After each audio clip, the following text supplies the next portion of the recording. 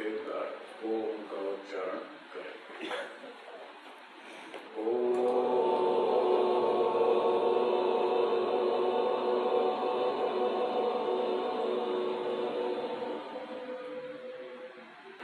संस्कार मन में रहते हैं, ये पूछा। मन में भी रहते हैं, आत्मा में भी, दोनों में रहते हैं। अच्छा, आत्मा जी। तो जब मोक्ष में जावा है तो 18 चीजों का बंधन तो मतलब मन तो वही रह गया। हाँ ठीक। हाँ, और फिर आत्मा में जो संस्कार हैं वो वहाँ भी काम आते हैं। जो बुरे संस्कार हैं अविद्या के, राग द्वेष के, हाँ, वो तो सारे यहीं खत्म हो जाएंगे। खत्म हो जाएंगे। हाँ, मन के भी, आत्मा के भी सारे खत्म हो जाए। हाँ जी। तो इसी शर्त पे मोक्ष मिलेगा, इसके बिना तो मिलेगा नहीं। हाँ जी, हाँ। और जो थोड़े तत्व ज्ञान के संस्कार हैं, हाँ जी, वो आत्मा के साथ जाएंगे। अच्छा, वो साथ में जाएंगे। हाँ, और उसी से फिर वो आगे आनंद का अनुभव करेगा। ठीक। हाँ जी, और बोलिए जिसको पूछना हो। स्वामी जी, मुझे पूछना था, क्या शरीर और आत्मा का संबंध है? तो आप कहते हैं कि जैसे आत्मा करने वाला है, शरीर तो जड़ है, वो कुछ करता ही नहीं है। फिर आज जब शरीर सो जाता है, जब हम सो जाते हैं, तो क्या आत्मा भी सो जाता है? आपका प्रश्न है कि शरीर जब व्यक्ति जब सो जाता है तो क्या आत्मा भी सो जाता है? तो सोने का मतलब क्या? सोने का परिभाषा थोड़ी कर लें, फिर समझ में आ जाए। वैसे ये सुषुप्ति आत्मा की ही अवस्था है, ठीक है। आत्मा की 5 अवस्थाएं बताई हैं शास्त्रों में, ठीक है। 5। एक है जागृत अवस्था, जो अब इस समय चल रही, हम जाग रहे हैं, देख रहे हैं, सुन रहे हैं, समझ रहे हैं, सारे काम ठीक ठाक हो रहे हैं, ये जागृत अवस्था है।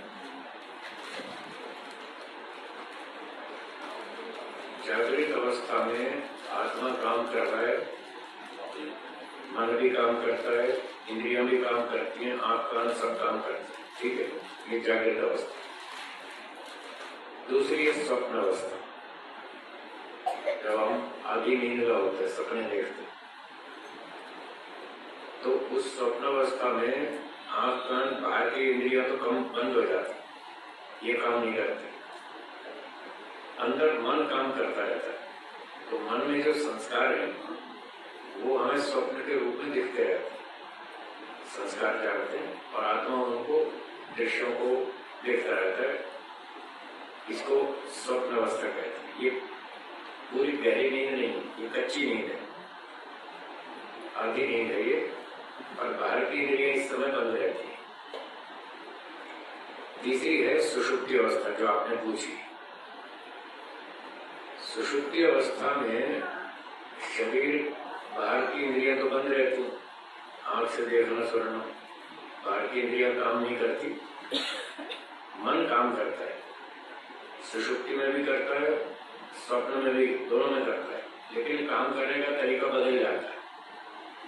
स्वप्न में जो मन में संस्कार थे वो जागते, और आत्मा उन संस्कारों से चित्रों को देखता रहता है, ये स्वप्न अवस्था है। तो मान लो उस समय मन की स्थिति ऐसी है, ऐसी, और वो सपने देखता है। जब निद्रा आएगी तो मन की स्थिति ऐसी हो जाएगी, वो सपने देखना बंद हो जाएगा, और मन और आत्मा का संबंध बना रहेगा। और उस समय अंदर से ईश्वर उसको थोड़ा थोड़ा सुख देगा। सुषुप्ति अवस्था में आत्मा को ईश्वर सुख देगा, उस सुख की अनुभूति मन के द्वारा आत्मा करता है। तो ये आत्मा की तीसरी अवस्था, इसमें मन की स्थिति बदल जाती है। जागृत में मन ऐसे था, स्वप्न में ऐसे हो गया, निद्रा में ऐसे हो गया, उसकी स्थिति बदल गई। जागृत में भी मन काम कर रहा है, स्वप्न में भी कर रहा है, सुषुप्ति में भी कर रहा है, पर ढंग अलग हो गया। तो अब सपने भी बंद, बाहर का देखना भी बंद, बस अंदर अंदर आत्मा को मन के द्वारा सुख मिल रहा है। तो ये तीसरी अवस्था है आत्मा की। इसको सुषुप्ति कहते हैं। चौथी समाधि अवस्था है। सुषुप्ति में तो होश नहीं होता,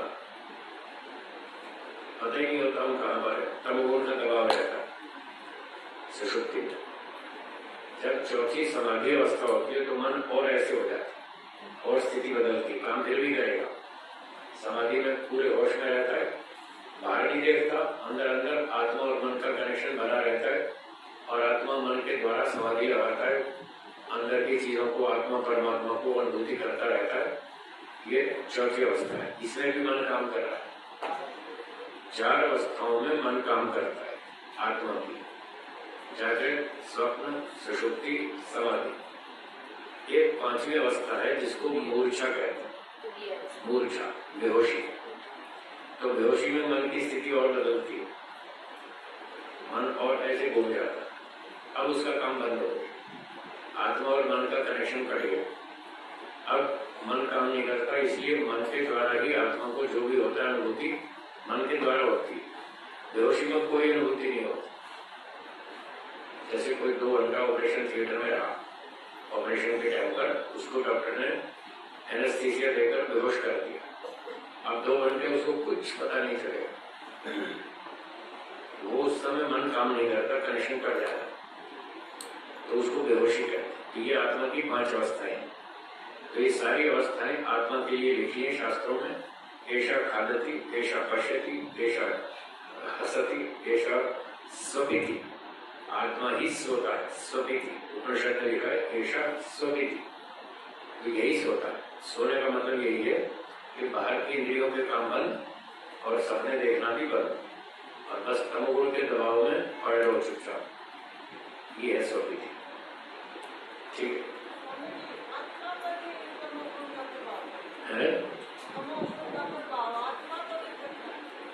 आत्मा पर ही पड़ता है। सत्वगुण का, रजोगुण का, तमोगुण का आत्मा पर ही प्रभाव पड़ता है। जब सत्वगुण का प्रभाव बहुत तीव्र होता है तो समाधि होती है। जब रजोगुण का प्रभाव होता है तो चंचल अवस्था आती है। जब तमोगुण का प्रभाव पड़ता है तो सो जाता है, सुषुप्ति हो जाती है। ये आत्मा पर ही प्रभाव पड़ता है। आत्मा चेतन, उसी में सारा प्रभाव पड़ता है। ठीक। स्वामी जी, हाँ, मुझे ये पूछना था कि जब हम अधिक काम करते हैं, बहुत ज्यादा काम करते हैं, तो थकावट होती है, तो शरीर तो जड़ है, इसका मतलब शरीर नहीं थकता, तो कौन थकता? आत्मा। थकान क्या है? एक अनुभूति है। भूख क्या है? एक अनुभूति है। जब शरीर से हम काम करते हैं तो शक्ति खर्च होती है। शक्ति खर्च होती है तो उसकी अनुभूति आत्मा को होती है। शरीर तो जड़ है, उसको कोई अनुभूति नहीं होती।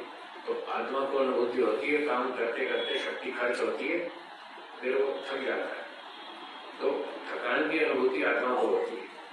फिर 2, 4, 5 घंटे निकल गए, फिर उसको भूख लगती है, काम करते करते थक भी जाता है और भूख लगती है। भूख क्या लगती है? शरीर की शक्ति बहुत सारी खर्च हो गई, अब वो शक्ति कम पड़ गई, तो आत्मा को महसूस होता है कि मेरी शक्ति कम पड़ गई, कुछ शक्ति चाहिए। तो उसको याद आता है कि जब पिछली बार मुझे भूख लगी थी तो मैंने क्या किया, तो उसको याद आता है खाना खाया था, तो चलो खाना खाते। फिर वो खाने की तरफ बढ़ता है, तो खाना खाता है, उससे शक्ति आती है। खाना खाने से और पचाने से उसको शक्ति मिल जाती है।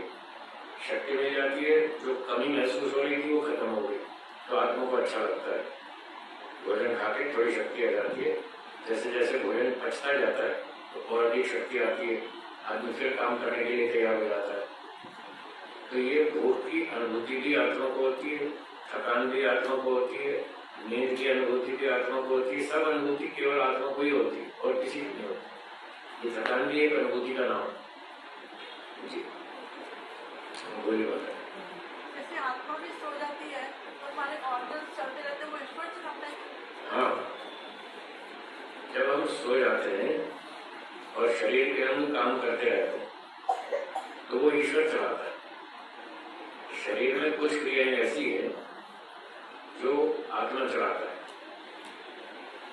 जैसे लिखना, आपने कागज पर लिखा, ये लिखने का काम तो आत्मा ही करेगा। हाथ उसका साधन है, हाथ में पेन लेकर के वो लिखेगा, ये आत्मा करता है। यज्ञ करना, आहुति देना, रोटी बनाना, कपड़े धोना, ये क्रियाएं आत्मा करता है। फिर कुछ क्रियाएं ऐसी हैं जो केवल ईश्वर करता है, हम नहीं कर सकते। जैसे हमने खाना खा लिया, खाना तो हमने खा लिया, ये क्रिया हमने की, अब उसको पचाना है भोजन को, वो पचाने का काम हमको नहीं आता, वो ईश्वर करता है।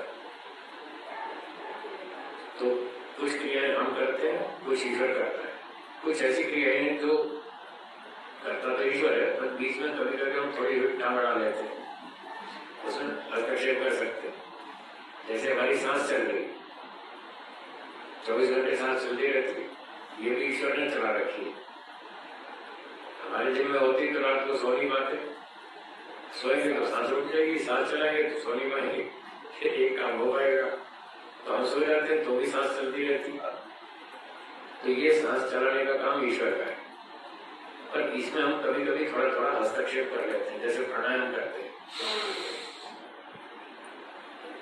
अब रोक लिया हमने, तो ऐसे बीच बीच में थोड़ा थोड़ा इसमें हम हाथ डाल सकते हैं। तो ऐसे 3 तरह की क्रियाएं शरीर में होती है। तो भोजन का पाचन है, धातुओं का निर्माण है, रक्त निर्माण है, रस रक्त आदि मांस मेद मज्जा जो भी धातुएं बनती है वो ईश्वर का काम। ऐसा ईश्वर ने सिस्टम बना दिया या अभी एट प्रेजेंट दोनों बातें, तो भी उसके हिस्से में, चाहे वो बना दे चाहे तत्काल करे, तो भी वही करेगा, हमारे बस की कहानी। प्रश्न लिखा है, जीवन में बिना प्रयोजन के भ्रूण हत्या करवा लेते हैं तो उसको पाप लगता है या नहीं? मनुस्मृति में चंद्रायण व्रत के करने से कुछ आत्म शांति मिलती है या नहीं? वह व्यक्ति मोक्ष की तरफ जा सकता है क्या? तो जो भ्रूण हत्या करते हैं वो पाप है, अपराध है। हत्या करना तो अपराध है, भ्रूण हत्या भी अपराध है, आत्महत्या भी अपराध है, दूसरे की हत्या भी अपराध है, ये सब अपराध है, पाप तो लगेगा। और जो चंद्रायण व्रत लिखा है वो प्रायश्चित के रूप में लिखा है। गलती हो जाए तो फिर आदमी उसका प्रायश्चित करेंगे। प्रायश्चित करने से शांति मिलती है, ये ठीक बात। प्रायश्चित 20 प्रकार के हो सकते हैं। एक कमरे में झाड़ू पोछा लगाओ, गलती के हिसाब से कोई झाड़ू पोछा लगाए, कोई 1 घंटा एक्स्ट्रा मौन कर ले, ईश्वर का ध्यान कर ले, उसमें प्रार्थना करे, हे भगवान मुझसे गलती हो गई, अब मुझे समझ में आ गई, अब आगे नहीं करो। तो ऐसे आधा घंटा 1 घंटा मौन करके ईश्वर का ध्यान कर ले और उससे प्रार्थना कर ले। कोई प्रायश्चित के रूप में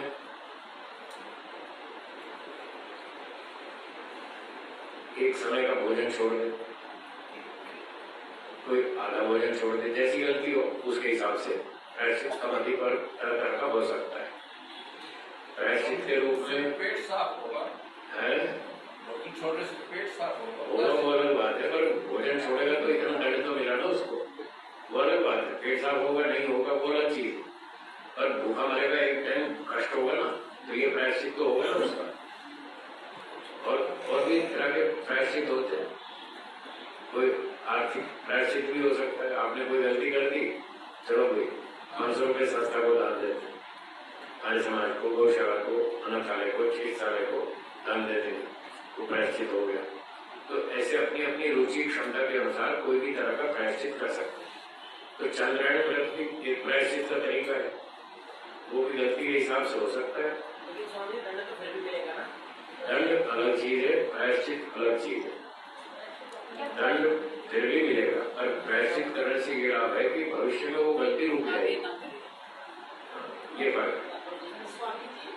और जो ऐसा व्यक्ति है वो मोक्ष की तरफ जा सकता है।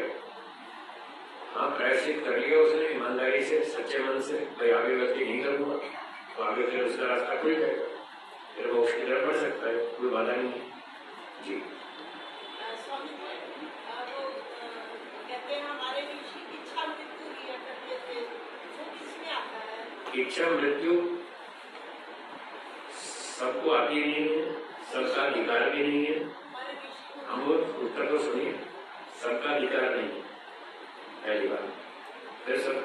मृत्यु करनी आती नहीं। वो बड़े ऋषि कोई ऊंचे स्तर के योग्य विद्वान, बड़े तपस्वी, ऐसी योग्यता वाले, ऐसी कलाकारी जानने वाले कोई इक्का दुक्का होता था जो ये कर सकता था, और वो उचित मात्रा से, मतलब उचित परिस्थिति के अनुसार ही करता था। तो केवल उनको अधिकार है, हर एक को नहीं। आजकल जो आत्महत्या कर रहे हैं इसका नाम इच्छा मृत्यु नहीं है। हाँ, लोगों को बहुत भ्रांति है कि हम आत्महत्या कर लेंगे, हमारी इच्छा नहीं जिएगी तो मर जाएंगे, ये गलत है। पढ़ा था कि एक ऋषि हमारे थे, आयुर्वेदाचार्य थे, आयुर्वेदाचार्य हमारे ऋषि थे महान। हाँ ठीक है। तो वो कहते हैं मेरा छोटा जीन शीन हो गया, बहुत ज्यादा आयु हो गई। हाँ, वो कर सकते हैं। वो चलते जा रहे हैं तो शीशे साथ साथ जा रहे हैं। अब वो कर सकते हैं, तो उनको एक आध व्यक्ति को ऐसा दिखा है, सबको नहीं। वो ठीक है। आपकी कार जब खराब हो जाती है तो आप स्क्रैप में डाल देते, तो गाड़ी को दे देते ना, ये अभी काम की नहीं, इसको छोड़ दो। स्कूटर पुराना हो गया, खराब हो गया, आप उसको स्क्रैप में डाल देते। ये पानी के जहाज होते हैं, तो उसकी लिमिट होती है, उम्र होती है, उतने साल तक चलता है, फिर उसको स्क्रैप में डाल देते। तो ये भी तो खराब हो गया, इसको भी स्क्रैप में डाल देते। तो वो ऋषियों को अधिकार है, सबको नहीं। जैन मत के जो है संत को भी अपना कहते हैं, ये इच्छा मृत्यु नहीं है। नहीं वो तो पाप है। हाँ, वो अलग चीज है, वो अलग चीज है। जो जैन साधु करते हैं वो अलग चीज है, और वो खुद नहीं करते, उनके भगत लोग उनको करवाते हैं जबरदस्ती। वो इच्छा मृत्यु नहीं है, वो तो हत्या है।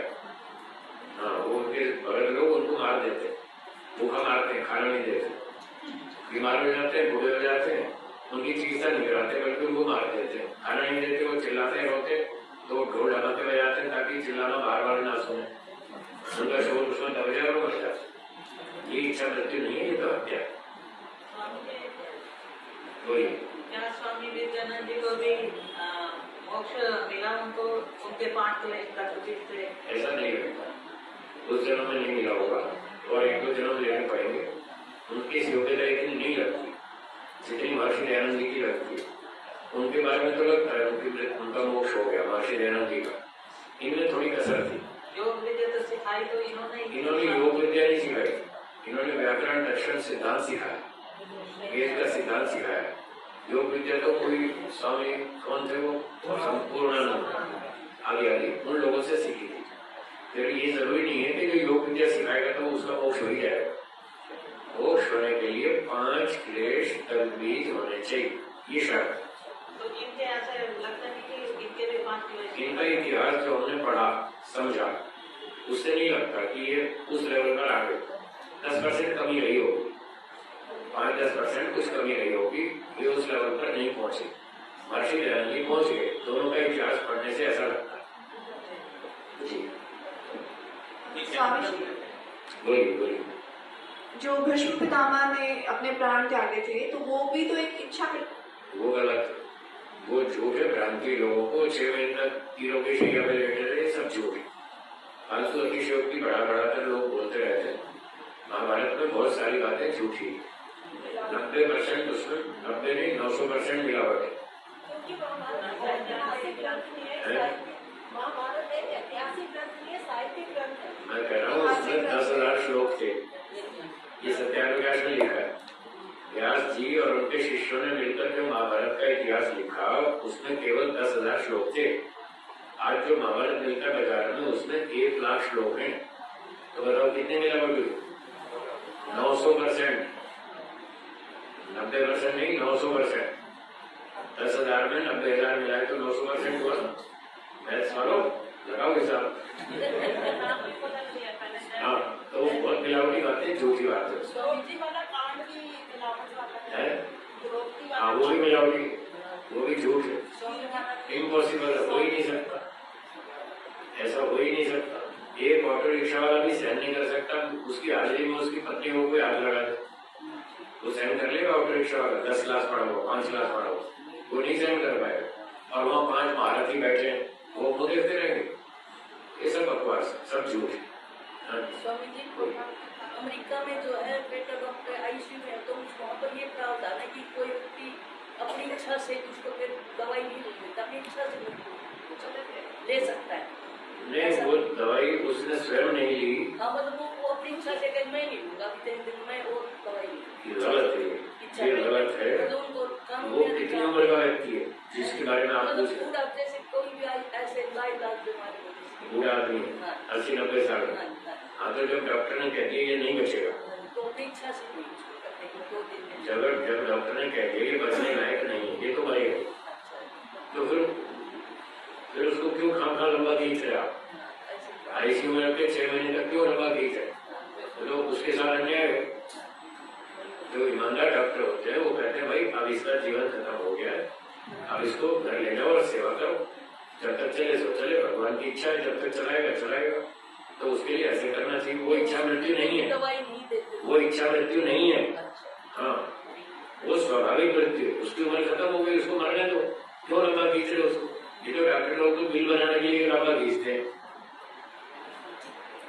स्वामी जी, हाँ जी, जैसे नीदरलैंड में ना इथेनाइजेशन का एक प्रोसेस होता है कि अगर आपकी एज 100+ है तो आप मतलब सेल्फ डेथ क्लेम कर सकते हो, तो वो करेक्ट है या वो रॉन्ग है?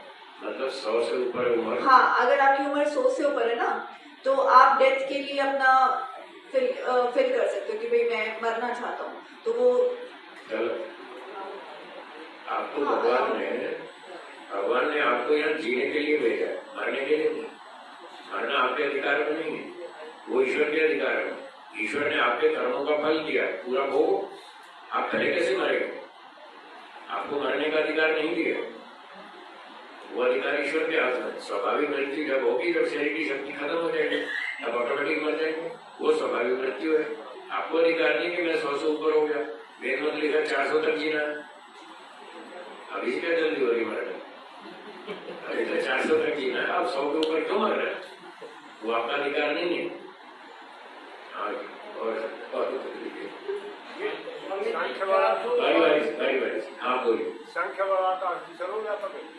संख्य का आकाश पूरे ब्रह्मांड में व्यापक है, जहाँ तक ब्रह्मांड है वहां तक व्यापक। जी,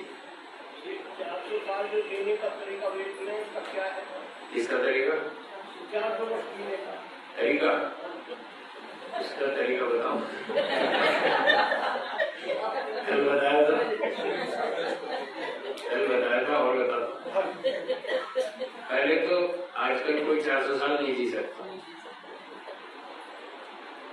जो अच्छी फसल होती है उसका बीज भी बढ़िया होना चाहिए, ये तो ठीक है। तो पहले बीज तो बनाओ 400 साल तक जिलाने वाला।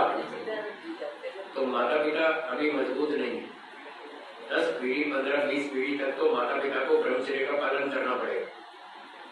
माता पिता ब्रह्मचारी हो, तपस्वी हो और खूब मजबूत तपस्या करके फिर एक संतान बना, फिर उसको शादी करा के फिर वो माता पिता वो खूब मजबूत तपस्या करें। ऐसे 20 पीढ़ी तक बीज को अच्छा बनाओ, मजबूत बनाओ, ब्रह्मचर्य का पालन करके और वेदों के अनुसार जीवन जी के।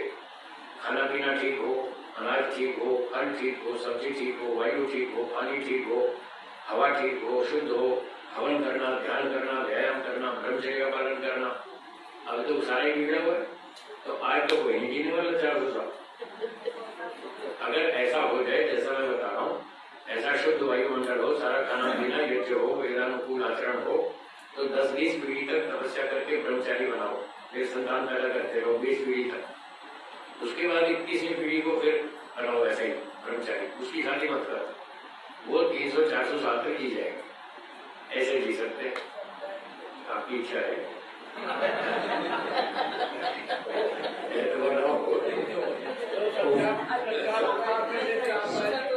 हाँ जी,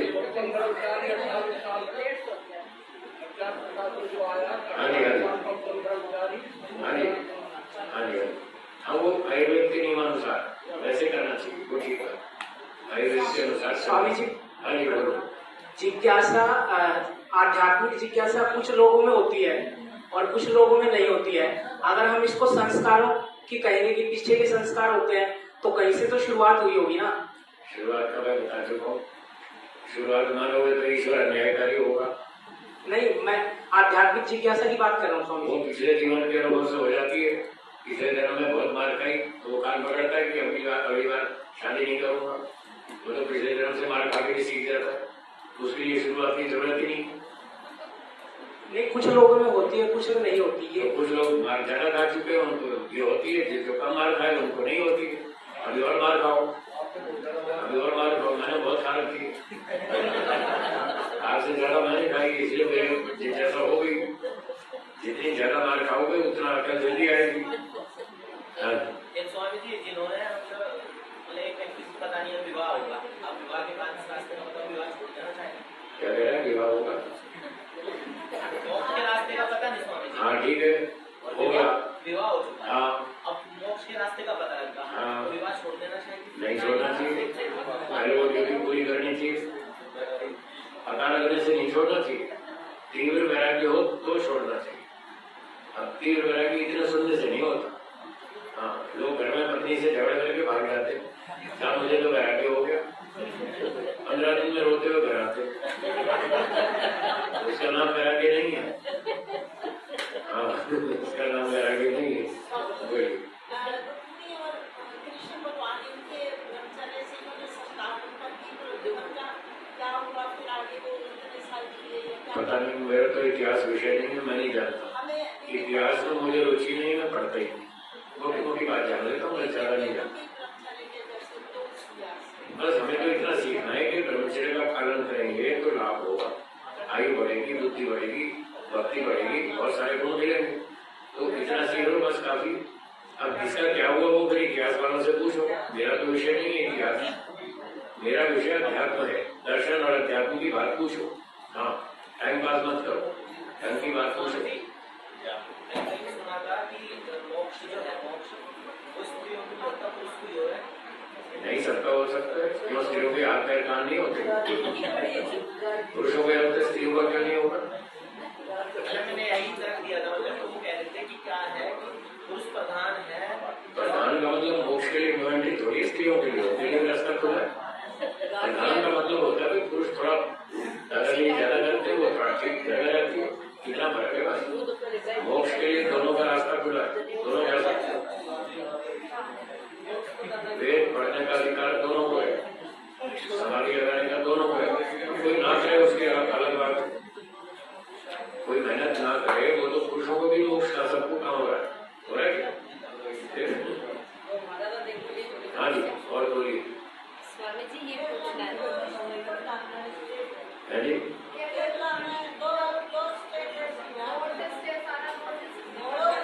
एक व्यक्ति बोलो, एक व्यक्ति, बाकी सुनेंगे ध्यान से। क्या बोलो मतलब जी? हाँ,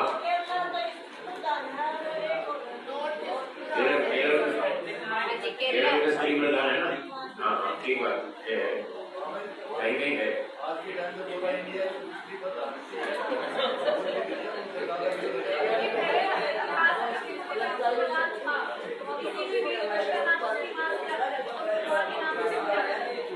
स्वामी जी, हाँ जी, आध्यात्मिक शंका समाधान करें, दार्शनिक शंका समाधान करें, बाकी बातें ना बढ़ाएं। हाँ जी, बोलो, क्या पूछ रहे हैं? स्वामी जी, मुझे ये पूछना था कि जैसे आप कहते हैं कि सकाम कर्म करने से बंधन होता है, हाँ। और बंधन का कारण है कि जन्म होना हमें शरीर में। ठीक है, तो मैं ये जानना चाहती हूँ कि जब शुरुआत में पहला कौन सा सकाम कर्म किया होगा कि हम बंधन में आए? सबसे पहला है सबसे पहला है ही चक्र, ये चक्र चल रहा है अनादिकाल से, पहला तो है ही। पहली बार कभी मनुष्य पैदा नहीं हुआ, पहली बार ईश्वर ने कभी सृष्टि नहीं बनाई। अगर पहली बार बनाएगा तो ईश्वर को अन्यायकारी मानना पड़ेगा, क्योंकि बिना कर्म के उसको मनुष्य पशु बनाने पड़ेगा। जब पहली बार बनाएगा तो बिना कर्म के उसको प्राणी बनाने पड़ेंगे। तो बिना कर्म के ऐसे बिना अपराध के सुअर, कुत्ता, गाय, भेड़ा है, तो ये न्याय होगा या अन्याय होगा? फिर इसका अर्थ तो ये हो गया स्वामी जी कि सृष्टि ईश्वर ने बनाई नहीं है, फिर तो क्यों नहीं बनी बनाई? बनाई थी, बनी बनाई थी। बने बनाई क्यों? इससे ये थोड़ी सी दोना बनी बनाएगा, रोटी बनानी पड़ती है, अपने आप बनती है। लेकिन उसकी शुरुआत तो होती है स्वामी जी। मैं कह तो रहा हूँ, शुरुआत मान लो, चलो मान लेते, थोड़ी देर के लिए मान लेते। अब दुर्गम सिद्धांत पढ़ा था, अब वो लागू करें। अब दुर्गम सिद्धांत सुबह पढ़ा था, थोड़ी देर के लिए मान लेते हैं ईश्वर ने पहली बार सृष्टि बनाई। जब पहली बार बनाएगा तो किसी को गाय बनाएगा, किसी को घोड़ा बनाएगा, किसी को कुत्ता बनाएगा, किसी को सांप, इच्छुक, वृक्ष, वनस्पति, ठीक है ना? किसी को मनुष्य भी बनाएगा। तो जब पहली बार बनाएगा तो बिना कर्म के बनाना पड़ेगा या कर्म के आधार पे बनाएगा? स्वामी जी बनाता तो कर्म के आधार पे है। नहीं, जब पहली बार बनाएगा तो कर्म तो है ही नहीं, कैसे बनाएगा कर्म के आधार? कर्म तो है ही नहीं, अभी तो पहली बार बना रहा है। जब पहली बार सोचेंगे ना, आप ठंडे दिमाग से सोचेंगे कि पहली बार बनाया, तो ये भी मानना होगा कि बिना कर्म के उसको सुअर कुत्ते गधे बनाने पड़ेंगे। कर्म तो स्टॉक में है ही नहीं, अभी तो पहली बार सृष्टि बन रही। जब बिना कर्म के सुअर कुत्ते बनाएगा तो क्या ये न्याय होगा या अन्याय होगा? जब आप पहली बार मानेंगे तो ये भी मानना पड़ेगा कि ईश्वर अन्यायकारी है, ये मानना पड़ेगा आपको। आप बताइए, आप ईश्वर को अन्यायकारी मानेंगे? जब नहीं मानेंगे तो मैं क्यों मानूं पहली सृष्टि? आप नहीं मानते तो मैं क्यों मानूं? कभी पहली भाई तो उत्तर दे रहा हूँ, जब भी पहली हुई होगी तो ईश्वर अन्यायकारी होगा। जब भी पहले हाँ सुनो जी, सुनो बारी बारी से एक व्यक्ति बोले। हाँ बोलिए। डार्विन की थ्योरी तो झूठ है। हाँ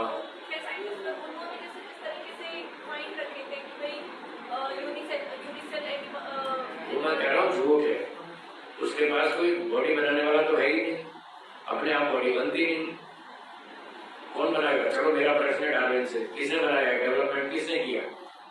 डेवलपमेंट किया जाता है या अपने आप होता है डेवलपमेंट? तो किसने किया, मुझे उत्तर दो ना, किसने किया डेवलपमेंट? तो फिर ईश्वर आ गया तो ईश्वर तो कर्म फल से देगा, तो वो कर्म के आधार पर देगा या बिना कर्म के? तो पहली सृष्टि में तो कर्म है ही नहीं, फिर कहाँ से देगा बिना कर्म के? बिना कर्म के देगा तो अन्यायकारी होगा। देखो, अगर हम किसी को ये बात बताते हैं कि भाई एक तो ये चीज की भाई जो इंसान है वो धरती के अंदर से पैदा हुए, ठीक है, सब लोग इस बात पे बड़ा क्वेश्चन करते हैं कि यार धरती के अंदर से किसी कोई पैदा हो सकता है। भाई सबको समझ में नहीं आता, हमने सबका ठेका थोड़ी लिया, हमने तो आपको समझाना है। आपको समझ में आ रहा है कि नहीं आ रहा? बस मुझे तो आपको समझाना है, आप समझ लिए तो मेरा काम पूरा हो गया। सब लोग समझना नहीं चाहते। क्या बोला? जो समझना नहीं चाहते उसके लिए टाइम क्यों खराब करें? जो समझना चाहता है ईमानदारी से बात को प्रमाण और तर्क से विचार करो, आपको समझ में आ जाएगा। या तो आप अपना पक्ष रखते तो मेरे प्रश्न का उत्तर देना पड़ेगा आपको। न्याय दर्शन ये कहता है जब आप एक अपना पक्ष स्थापित करते हैं तो उस पर जो मेरा सवाल उठेगा उसका उत्तर आपको देना पड़ेगा। अब मैं जो स्थापना करता हूँ उस पर आप 20 सवाल उठाओ, मैं सबको उत्तर दूंगा। ऐसे होती है बात न्याय से। आप यदि पहली सृष्टि मानते हैं तो मेरा प्रश्न नहीं है ना, बस बात खत्म हो गई। तो वही तो मैं कह रहा हूँ, पहली सृष्टि है ही नहीं। ये कह रहे हैं पहली सृष्टि है, मैं कह रहा हूँ पहली है ही नहीं।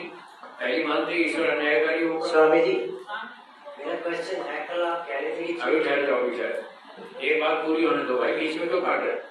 अभी पूरी होने दो, मैं फिर बोलूंगा आपको। आप पूछो जिसको पूछना है तब पूछिए, अभी रुकिए। हाँ माता जी बोलिए। जैसे आपने बताया कि मनुष्य माता के पुत्र के गर्भ से हुए, हाँ। तो ऐसे और जीव जंतु भी कुत्ते, बिल्ली, गाय, भैंस ये भी पृथ्वी के गर्भ पहली जब सृष्टि बनी थी, इस सृष्टि के आरंभ में, पहली सृष्टि नहीं कह रहा, ये सृष्टि, इस हर सृष्टि के आरंभ में पहली नस्ल जमीन से ही पैदा होगी। दो ही विकल्प है, और युवावस्था में होगी। दो विकल्प है, या तो भगवान आसमान से टपकाएगा या जमीन में से निकालेगा। दो तरीके हैं, बोलो आसमान से टपकाने वाला ठीक है, फिर कौन सा बचाएगी? तो बचा जमीन में से निकालेगा, सबको जवान निकालेगा। गाय, घोड़े, कुत्ते, सुअर, गधे सब के सब जवान पैदा होंगे, जमीन में से होंगे और जवान होंगे। बच्चे होंगे तो मर जाएंगे, कोई पालेगा नहीं, माता पिता तो है नहीं, और बूढ़े होंगे तो दुनिया नहीं चलेगी आगे, इसलिए जवान पैदा करेंगे। आप बोलिए क्या पूछ रहे? मैं ये कह रहा था जी स्वामी जी, जिन जीवात्माओं को मोक्ष हो जाता है, हाँ, उनको मोक्ष में सुख और आनंद की प्राप्ति होती है, होती है। उनको भ्रमण भी करते हैं। आपने बताया कि वो यहाँ भी विद्यमान है, ठीक है। उनको ये बताया कि संसार में दुख है, ठीक है, तो फिर वो दोबारा संसार में क्यों आती है? उनको पता है, इसलिए आपको सोने में मजा आता है, निद्रा में, नींद में सुख मिलता है, और जब जागते हैं काम करते हैं तो थकान लगती है, थकान लगती है ना। तो जब आप 6 या 7 घंटा सो लेते हैं तो उसके बाद फिर जागते क्यों? सोते रहो ना 24 घंटे, सोने में आपको आनंद आता है, 24 घंटा सोते रहो। आप फिर जाते समय क्यों आए? थकान करने के लिए क्यों आए? आते हैं या नहीं? क्यों आते? इसलिए कि सो के भी थक जाते हैं। क्या बोला? सो के भी थक जाते हैं, इसलिए फिर उठने की इच्छा होती है। तो मोक्ष में भी आनंद भोग भोग के आत्मा थक जाता है, फिर उसकी संसार में आने की इच्छा होती है। फिर वो आता है, फिर यहाँ मार खाता है, फिर कहता है मैं गलत जगह फंस गया, वही ठीक था। फिर सोचता है मोक्ष में जाऊंगा। फिर मोक्ष में जाता है, जब वो टाइम पूरा हो जाता है तो यहाँ जाता है, जब यहाँ बोर हो जाता है तो फिर मोक्ष में जाता है। बस ऐसे चक्कर चलता रहता है, अनादिकाल से ऐसे ही चल रहा है और आगे भी ऐसे ही चलेगा। जी गुण शक्ति एक ही चीज है, गुण शक्ति क्या क्या? शक्ति और माइक से बोलिए। शक्ति और गुण अलग अलग चीज है। शक्ति और गुण एक ही बात। इसमें कहाँ लिखा है? डायग्राम बना हमने, आत्मा की शक्तियाँ वो आत्मा की शक्ति, वो एक ही बात, एक ही बात। नहीं सुनो, जो 9वें समुल्लास में लिखा है आत्मा के 24 गुण, वो 24 शक्तियाँ हैं, वो समानार्थक है। और जो ये वैशेषिक में 24 गुण लिखे है ना, रूप रस गंध शब्द स्पर्श, तो वो शक्ति ही एक तरह की। हाँ, ये सारे परत्व धर्म अधर्म इच्छा द्वेष प्रयत्न सुख दुख ज्ञान, ये सारे शक्ति गुण एक ही बात। किसी द्रव्य की विशेषता, शक्ति भी किसी के सारे गुण भी किसी के सारे, एक ही बात। क्या यज्ञ करने से ईश्वर अन्य व्यक्तियों से विशेष देते हैं? इसका प्रश्न, क्या यज्ञ करने से ईश्वर अन्य व्यक्तियों से विशेष फल देते हैं? फल लिखना छूट गया। हाँ, फल देते हैं। आपने यज्ञ किया, दूसरे ने नहीं किया, जो कर्म करेगा उसको विशेष फल मिलेगा, जो नहीं करेगा तो नहीं मिलेगा। ठीक। क्या परमात्मा उसकी उपासना यज्ञ आदि करने से हमको प्रिय पुत्र बनाते हैं? हाँ, बिल्कुल बनाते हैं। नहीं करते तो उनको उतना प्रिय नहीं बनाते। आप माता पिता की बात मानेंगे तो माता पिता आपको अच्छा मानेंगे, आप उनकी बात नहीं मानेंगे तो वो भी कहेंगे नालायक। किसी भी लक्ष्य को पाने का नियम क्या है? किसी भी लक्ष्य को प्राप्त करने का नियम है, पहले उस वस्तु की इच्छा होनी चाहिए, तीव्र इच्छा। जैसे लोग धन कमाना चाहते हैं, फॉर एग्जाम्पल धन कमाना चाहते हैं तो उनको धन कमाने की तीव्र इच्छा है। उसके बाद फिर मजबूत संकल्प करते हैं, मैं धन कमाऊंगा ही, कमा के ही छोड़ूंगा, ऐसे मजबूत संकल्प करते हैं। फिर उसके बाद वो जम के मेहनत करते हैं, पढ़ाई करते हैं, डिग्री लेते हैं, नौकरी ढूंढते हैं, व्यापार करते हैं, खूब दिन रात परिश्रम करते हैं, उनको वो चीज मिल जाती है। बस मोटे मोटे 3 नियम समझ लो। पहले तीव्र इच्छा होनी चाहिए, फिर दृढ़ संकल्प होना चाहिए, फिर जम के मेहनत करनी चाहिए, वो चीज मिल जाती है। ज्ञान से अनुभूति के विषय की और समझा दीजिए। ज्ञान से विषय की, अनुभूति के विषय की, मतलब ध्यान से अनुभूति होती है, ये पूछ रहे हैं। क्या पूछ रहे हैं? सुरेश जी कहाँ है? सुरेश जी, हाँ, क्या पूछ रहे हैं? ध्यान से अनुभूति तक कैसे पहुंचेंगे? तो ध्यान करना आपके हाथ में, अनुभूति कराना ईश्वर के हाथ में। जब आप ध्यान कर करके पात्र बन जाएंगे तो ईश्वर अनुभूति करा देगा, वो आपके अधिकार में नहीं। आजकल प्रायः ये हो रहा है कि योग्य शिक्षित युवा युवती शादी करने से कतराते हैं, और जबकि वो धन धान्य से संपन्न है, वेल सेटल्ड है। क्या राष्ट्रीय हित में संतान पैदा करना शादी करके दायित्व तो नहीं है? बिल्कुल है। उनको शादी करते हैं तो संतान पैदा करनी चाहिए। जिसकी इच्छा हो शादी करने की उसको शादी भी करनी चाहिए, ना हो तो नहीं करनी चाहिए। ना वाले तो 10,000 में एक दुख मिलेगा, बाकी तो सब शादी करना चाहते हैं। जो चाहते हैं तो वो शादी करें, और शादी करें तो संतान भी करें, कभी देश चलेगा। तो उनको शादी के लिए राजी कैसे करें?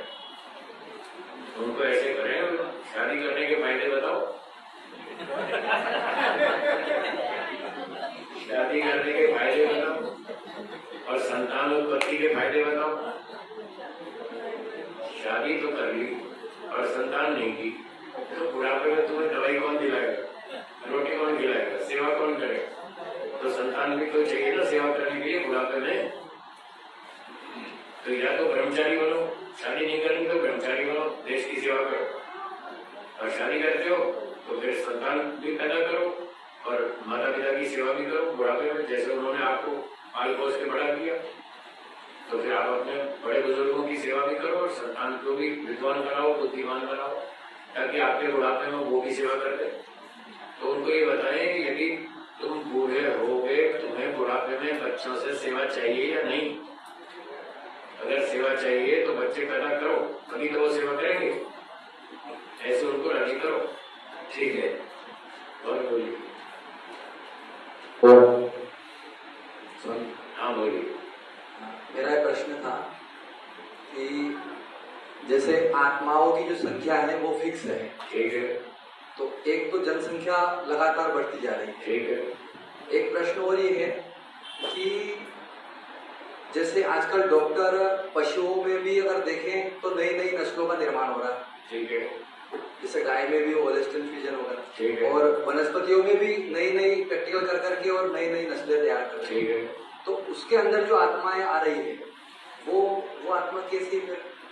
वो आत्मा ईश्वर लाता है।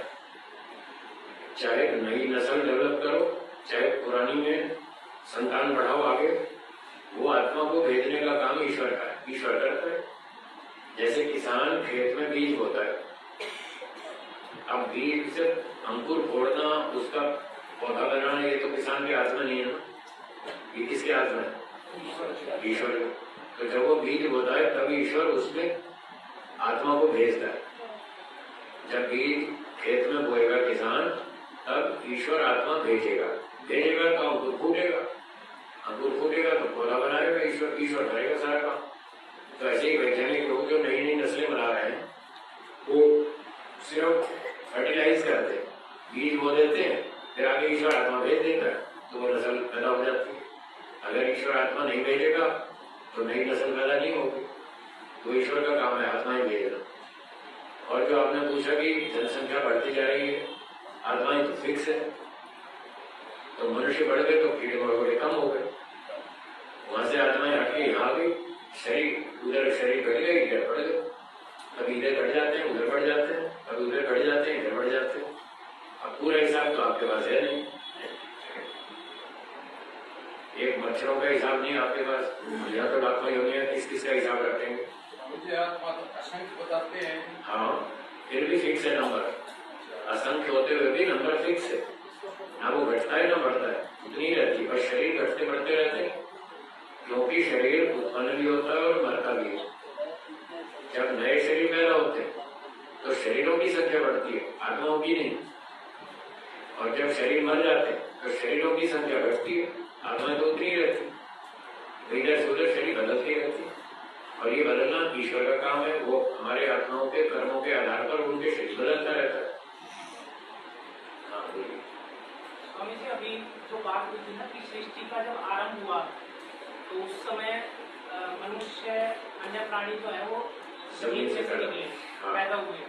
तो एक विद्वान से पूछा था ये प्रश्न, तो उन्होंने बोला कि आज भी कई सारे कीड़े जो है वो जमीन पैदा करती है।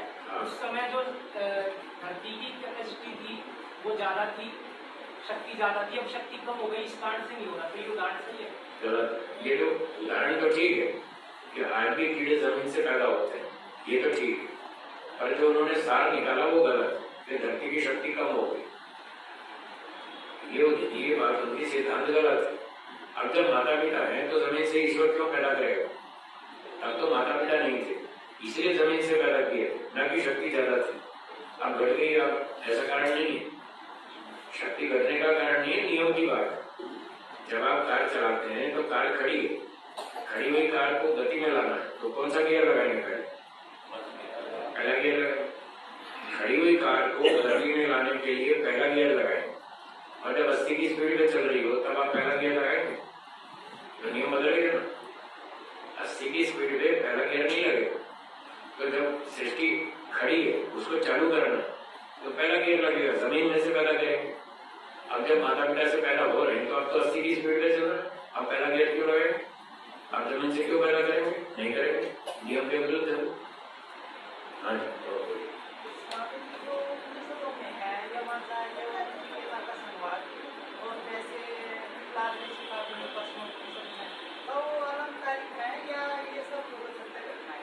उपनिषदों में जो बातें हैं कुछ कहीं कहीं आलंकारिक भी है और बहुत सारी सच्ची भी है, दोनों तरह की बात है।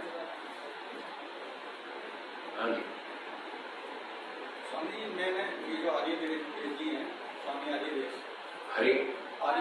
आर्यवेद जानते हो? हाँ जानता हूँ।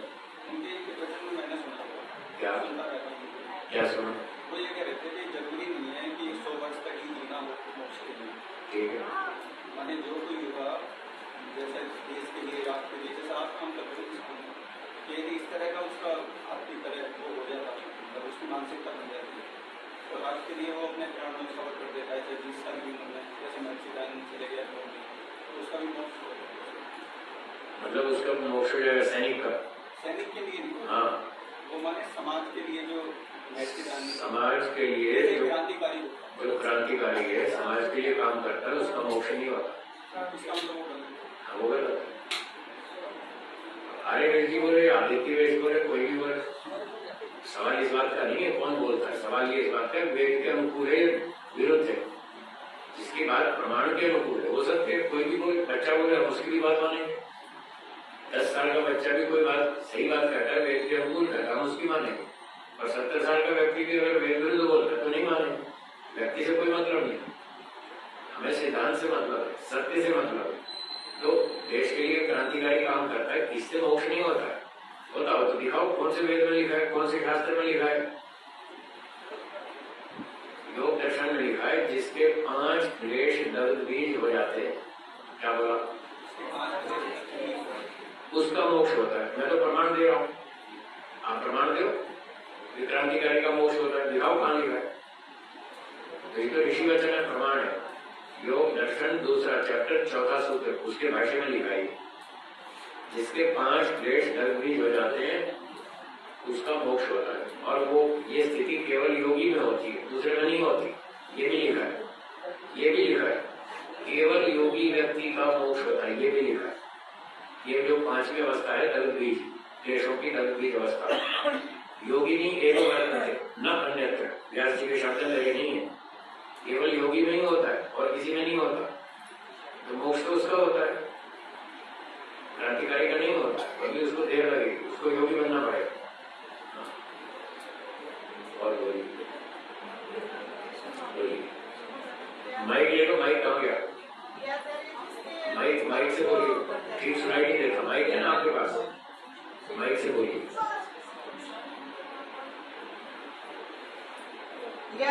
उसके कर्म तो बढ़ जाते होंगे ना, कर्म बढ़ेंगे, ये ठीक है, अच्छे कर्म बढ़ेंगे, उसका पुण्य मिलेगा, अगला जन्म अच्छा मिलेगा, ये ठीक है। मोक्ष नहीं, मोक्ष तो ऊंची ही मिलेगी, वो क्षत्रिय कोटि में आ जाएगा, ये ठीक है, क्षत्रिय में आ जाएगा, ब्राह्मण में आ जाएगा, ये ठीक है। 8वीं पास करने से सीए की डिग्री नहीं मिलती है, वो तो 8वीं 9वीं 10वीं 11वीं 12वीं पढ़ते जाओ, धीरे धीरे तब जाके सीए की मिलेगी।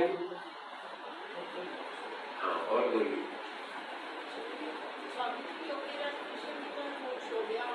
नहीं हुआ, नहीं हुआ, वो सन्यासी थे। श्री कृष्ण जी सन्यासी थे क्या? तो सन्यासी के बिना किसी का मोक्ष होता ही नहीं। ये योगी राज तो आपने बोला, मैंने तो नहीं बोला कभी, ये तो अनाड़ी लोग बोलते, उनको पता ही नहीं। श्री कृष्ण जी वेदों के विद्वान थे, नीतिमान थे, बुद्धिमान थे, बलवान थे, वेदों के धुरंधर पंडित थे, उनमें 20 कलाएं थी, पर योगी राज नहीं थे। ये बड़े बड़े लोगों ने उसको ऊंचा चढ़ा रखा है योगी राज, खाम खा का योगी राज। योगी राज तो सन्यासी होता है, बैरागी होता है, योगी राज युद्ध का संचालन नहीं करता है। क्या बोला? योगी राज युद्ध का संचालन करता है। श्री कृष्ण जी ने युद्ध का संचालन किया या नहीं? तो फिर काय का योगी राज? अभी उसको 2 जन्म और लगेगा योगी राज बनने के लिए, और मोक्ष में जाने के लिए 2 जन्म और लगेंगे, फिर योगी राज बनेंगे, फिर मोक्ष में जाएंगे। कर्म योगी तो है, है? कर्म योगी भी तो कहते हैं। हठ योगी को मोक्ष नहीं होता, कर्म योगी को भी नहीं होता। ये तो कर्म योगी का आपने फालतू के शब्द बना रखे हैं, कोई ऋषि वचन थोड़ी कर्म योगी। बिल्कुल लेना पड़ेगा, बिल्कुल लेना पड़ेगा। ईश्वर ने 4 आश्रम लिखे। हाँ जी, सब बात मत बोलिए, इसलिए ध्यान से। ईश्वर ने 4 आश्रम क्यों बनाए? अगर गृहस्थी से ही मोक्ष होता तो वानप्रस्थ और संन्यास का विधान क्यों किया? वे सारे लोग गृहस्थी बनेंगे ना, सन्यासी क्यों बनेगा? गृहस्थी से ही मोक्ष होता तो स्वामी दयानंद जी क्यों घर छोड़ के भागे, क्यों सन्यासी बने? वो भी गृहस्थी बन के मोक्ष में चले जाते ना। तो गृहस्थी का मोक्ष नहीं होता। मैं आपको हिंदी का प्रमाण देता हूँ, स्वामी दयानंद जी का हिंदी भाषा में लिखा है, सत्यार्थ प्रकाश को पढ़ लो। 5वें चैप्टर में लिखा है, सत्यार्थ प्रकाश के 5वें अनुदास में लिखा है, अति उग्र तपश्चरण करने वाले सन्यासियों का ही मोक्ष होता है, अन्यों का नहीं। इतना साफ लिखा है, और किसी का नहीं होता, केवल सन्यासी का ही होता है। क्यों साफ लिखा है कि नहीं? हाँ, तो फिर मैं प्रमाण से बोलता हूँ, आप भी प्रमाण से बात करना सीखो। हाँ, और बोलिए।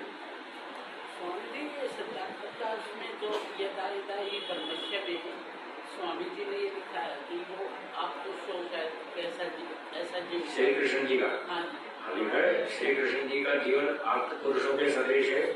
उन्होंने जीवन से मरण पर्यंत कोई बुरा काम किया हो ऐसा महाभारत में नहीं लिखा। ये सही है। आप पुरुष होना अलग बात, योगी राज होना अलग बात, दोनों में अंतर है। आप तो हलवाई भी है, दर्जी भी आप थे, अपनी लाइन में आप थे, अपने सब्जेक्ट में वो भी एक्सपर्ट है। आप होना अलग बात, पर योगी राज होना अलग बात। वो बहुत ऊंची गिरी, उसके लिए वैराग्य चाहिए, संन्यास चाहिए, समाधि चाहिए, तब योगी राज कहलाएगा। दर्जी कैसे है? दर्जी कैसे है आप? दर्जी सिलाई कढ़ाई में आप थे, उसको पता है कुर्ता कैसे कटिंग होगी, कैसे सिलाई होगी। अपने सब्जेक्ट में वो आप थे। हाँ यार, तो जन्म से मृत्यु तक कोई पाप नहीं किया इसने। कृष्ण जी ने। हाँ, तो मैं मान तो रहा हूँ, बिल्कुल मान रहा हूँ। मैं कब मना कर रहा हूँ? स्वामी दयानंद जी ने लिखा, बिल्कुल ठीक लिखा है। और योगी राज नहीं लिखा उन्होंने योगी राज नहीं लिखा है, आप तो लिखा है। और तो मैं भी मान रहा हूँ, श्री कृष्ण जी आप थे, बिल्कुल ठीक है। अपनी लाइन में पूरे एक्सपर्ट थे, युद्ध कराने धुरंधर थे, उड़ा दिया ना सबको। सेना कम थी पांडवों की, फिर भी जिता दिया। आप थे तभी तो जिता दिया। आप तो मैं भी मान रहा हूँ, योगी राज में भगवान तो मानते हैं, श्री कृष्ण को भगवान मानते हैं। भगवान तो मैं भी मानता हूँ, ठीक बात है। श्री कृष्ण जी भगवान थे, श्री राम जी भगवान थे, महर्षि दयानंद भी भगवान थे, महर्षि पतंजलि, महर्षि कर्णाद, महर्षि गौतम, महर्षि जैमिनी, ये सारे भगवान थे। ईश्वर नहीं थे, ईश्वर नहीं थे। ईश्वर अलग चीज है, भगवान अलग चीज है। भगवान थे। हाँ, मानता, बिल्कुल ठीक है। क्या फर्क है? क्या भगवान का मतलब है, धनवान का मतलब क्या है? जिसके पास धन है वो धनवान है। बलवान का मतलब क्या है? जिसके पास बल है वो बलवान है। तो भगवान का अर्थ क्या हुआ?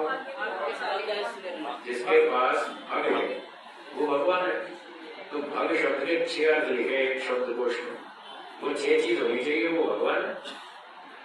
और हम सुबह सुबह उठ के रोज प्रार्थना करते हैं भगवान से, ईश्वर से रोज प्रार्थना करते हैं, वयम भगवंतः स्याम। क्यों साहब बोलते हैं? तो फिर हम भी भगवान बन सकते हैं। फिर आपको इसमें क्या आश्चर्य कि राम जी भगवान थे, तो इसमें क्या मुसीबत? बिल्कुल ठीक बात है। 6 चीज प्राप्त कर लो, आप भगवान बन जाएंगे। सबको बनना चाहिए भगवान। हाँ बोलिए। स्वामी जी 4 पुरुषार्थ लिखे हैं, धर्म अर्थ काम मोक्ष। ठीक। तो अब जैसे कोई पहले ब्रह्मचर्य रहा, फिर उसके बाद उसने ग्रस्त किया, फिर वानप्रस्थ और फिर उसका संन्यास, ठीक है। तो अगर हम 4 पुरुषार्थ को देखें तो वो जो 4 पुरुषार्थ है वो किसी जीवन में मिल जाएंगे ऐसा गारंटी नहीं। हाँ, लक्ष्य है और हम कर पाएंगे नहीं कर पाएंगे वो तो हमारी क्षमता पे डिपेंड करता है। हमारी क्षमता कम है तो कम करेंगे, बाकी अगले जन्म में करेंगे। लक्ष्य तो है 4, जिसके बिना ठीक से जीवन सुविधाएं नहीं बनेगा। और स्वामी जी बहुत सारे जैसे ऐसे लोग भी बहुत सारे उदाहरण देते हैं कि रामायण को देखो, हाँ जी, आपस में बात नहीं करेंगे। स्वामी जी एक निवेदन है, ईश्वर और भगवान के ऊपर बहुत वाद विवाद होता है। हाँ जी।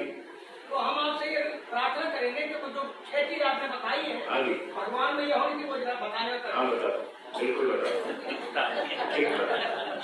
ठीक बात, सुनिए सुनिए। ईश्वर एक है। ईश्वर का अर्थ है मालिक। क्या अर्थ है? सारी दुनिया का मालिक, उसको ईश्वर कहते हैं। तो मालिक तो एक ही है, ट्रकों में भी लिखा रहता है सबका मालिक एक। तो मालिक तो एक है, उसका नाम ईश्वर है। और भगवान बहुत सारे, जिसके पास वो 6 चीज हो वो भगवान है। अब शब्द के 6 अर्थ हैं। पहला है ऐश्वर्य। हाँ, पहला क्या? ऐश्वर्य का मतलब है ईश्वरीय गुण और संपत्ति, दोनों मिलाकर ऐश्वर्य कहलाता है। ईश्वर के गुण ज्ञान, बल, आनंद, न्याय, दया, सेवा, परोपकार, ऐसे बढ़िया बढ़िया गुण उसके पास होने चाहिए, उसको ऐश्वर्य कहते हैं। तो पहला हो गया ऐश्वर्य। दूसरा है तेज। संपत्ति बोला नहीं आप? वो संपत्ति उस ऐश्वर्य का 2 पार्ट है, ईश्वरीय गुण और संपत्ति। धन संपत्ति भी होनी चाहिए। हाँ, गरीब आदमी भगवान नहीं होता है। हाँ, गरीब आदमी नहीं होता, भगवान धनवान होना चाहिए, पैसा भी होना चाहिए। कितना धनवान होना चाहिए? बस काम चलाओ, गुजारे लाए, इतना होना चाहिए। भिखारी मांगने कुछ खाने को दे दो, ऐसा नहीं होना चाहिए।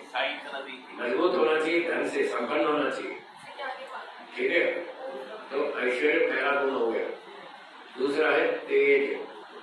तेज का अर्थ है प्रभाव। जैसे कहते हो ये बड़ा तेजस्वी व्यक्ति, बड़ा प्रभावशाली है, तो वो देश दुनिया में प्रभावशाली होना चाहिए। तो श्री राम जी में ये गुण आप देखते जाइए।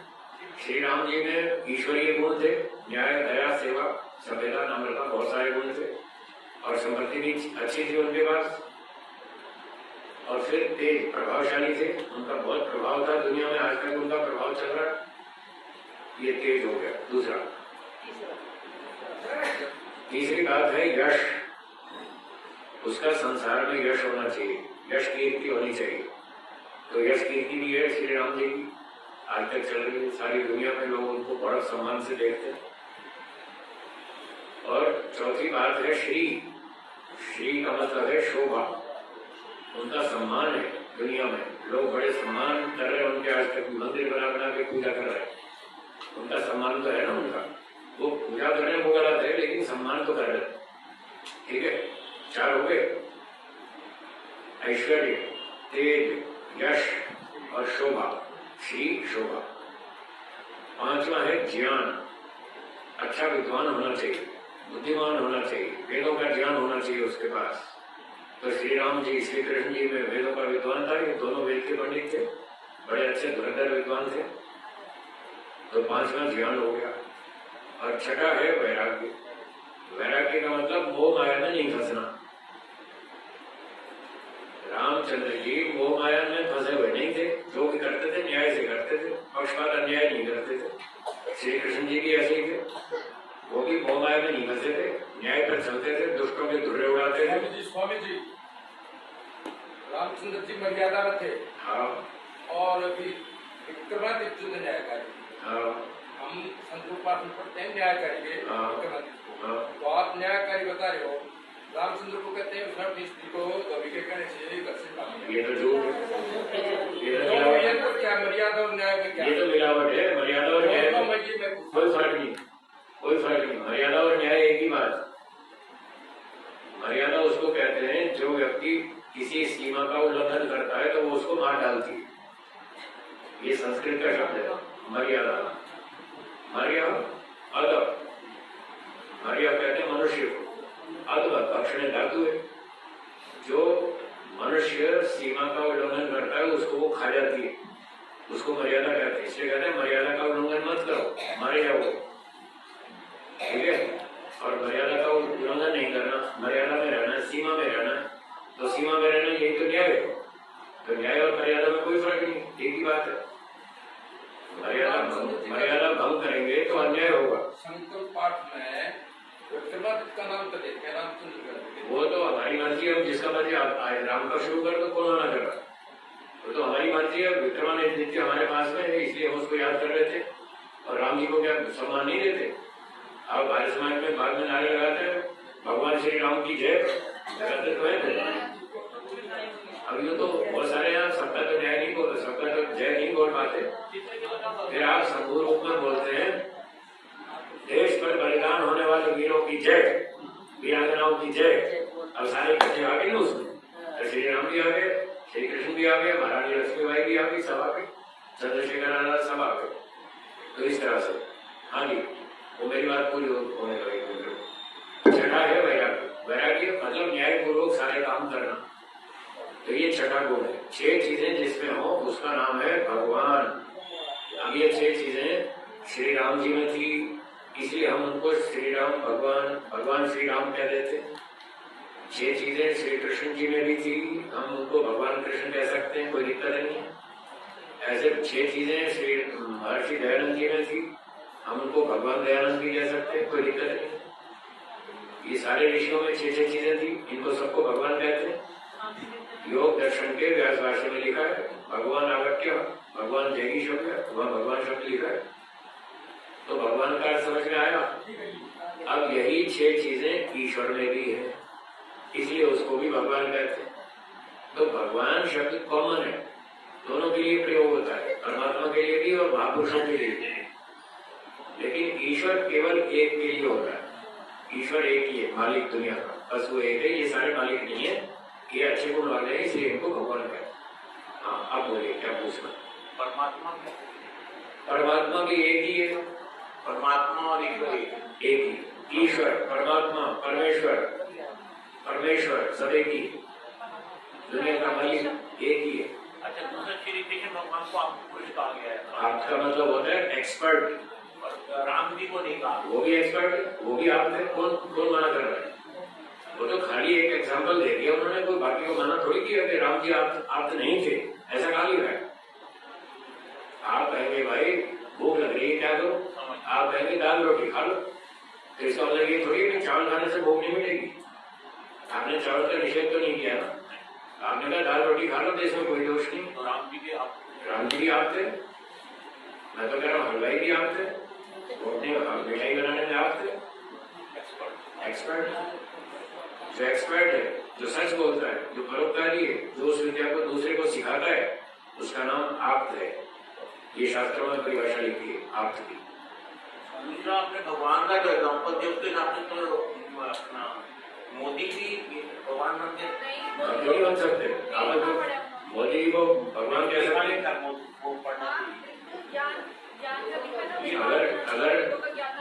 अगर ये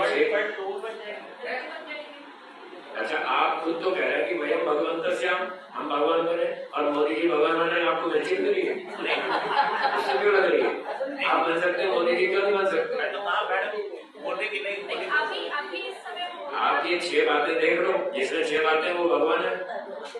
आप भी बन सकते हैं, मोदी जी बन सकते हैं, कोई भी बन सकता है।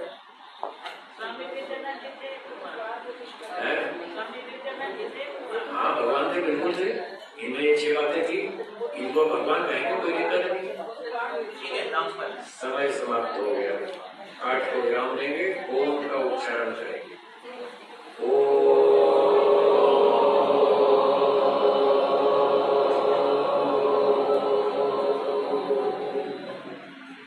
सर्वेभ्यो नमः। यदि आप घर बैठे ऑनलाइन माध्यम से संस्कृत सीखना चाहते हैं तो आप हमें दिए गए नंबर पर संपर्क करें। हम आपको संस्कृत की ऑनलाइन कक्षाओं में जोड़ लेंगे। उन कक्षाओं से जुड़कर आप संस्कृत बोलना सीख सकते हैं। यदि आप संस्कृत सीखने की कोई पुस्तक खोज रहे हैं तो भी आप हमें दिए गए नंबर पर व्हाट्सएप करें। हम आपको संस्कृत सीखने की एक अच्छी पुस्तक उपलब्ध कराएंगे।